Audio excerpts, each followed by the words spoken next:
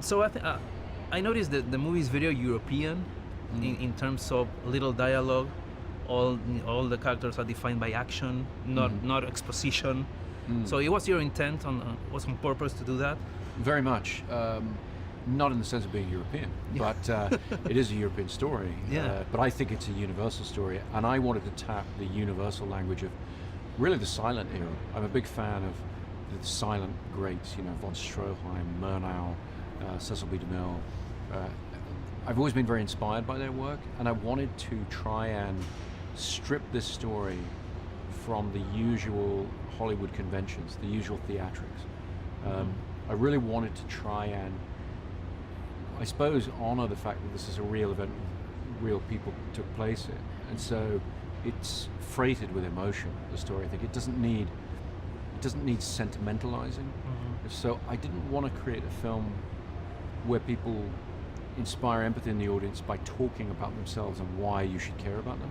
I wanted to do a film that put them in a difficult physical position, a paradoxical, suspenseful situation, and so that the audience's empathy would be, as a result of that, more in I suppose more in a Hitchcock sort of way, where the physicality of the film and the suspense of the physical situation people are in is the reason you care about them. You don't want to be in their position, so you're following them with fascination.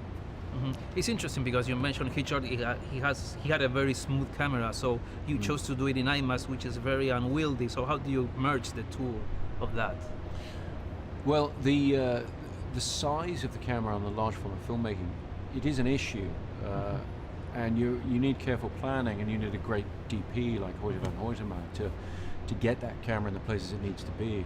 But as a filmmaker, you can't help but look back to the greats of the past. David Lean making Lawrence of Arabia at 65mm. I mean, his camera was bigger than our cameras, and he took it out into the desert. Took it all kinds of extraordinary places. We have huge resources on a film like this, and we're bringing hundreds and thousands of people to the set. We're building things. We're buying planes. We're renting boats. We're doing all this sort of stuff. So in a way, the camera should be the least of it.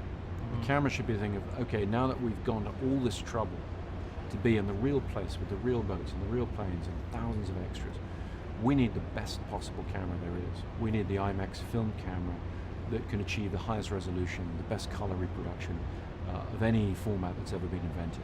That's what we need to do to capture all this other effort that people have gone to. Correct me if I'm wrong, but the first 20 minutes it resembled me of the 400 Blows, because of basically this kid alone in a city. Yeah. So maybe neorealism, Italian neorealism. Well, that's interesting. It's not a connection I'd made, but I had actually watched 400 Blows right before we made the film. It's true. So I guess it worked its way in. I think anything I've ever seen as a filmmaker where people aren't talking, it immediately makes you lean into the imagery and look in the frame in a different way.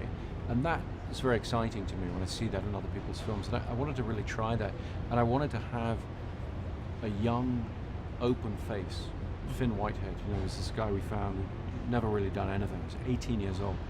That's the right age. That's the age that some of these guys were when they were sent over to France. That's the way we fight our wars. And I wanted to be truthful to that, and I wanted to have a face on screen that you would lean into and follow and care about immediately, just because of the, in a way, the naivete or the very humanity of the face.